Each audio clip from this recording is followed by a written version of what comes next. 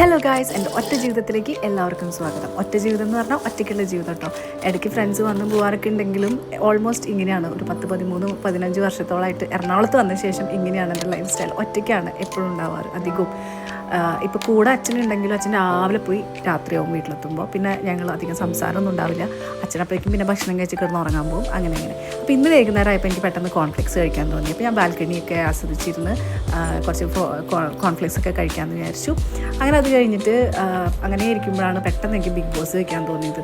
Big ബോസിൽ ഞാൻ ഇന്നലത്തെ എപ്പിസോഡ് കണ്ടിട്ടില്ലായിരുന്നു. അതൊരു വലിയൊരു പ്രശ്നമാണല്ലോ. അപ്പോൾ എനിക്ക് അവരുടെ സംസാരം കാര്യങ്ങളും അവരുടെ ബഹളമൊക്കെ കേട്ടിരിക്കാൻ ഭയങ്കര ഇഷ്ടമാണ്. കാരണം വീടൊന്ന് ഒരു ഒച്ചയും ബഹളമൊക്കെ ഉണ്ടാവുമല്ലോ.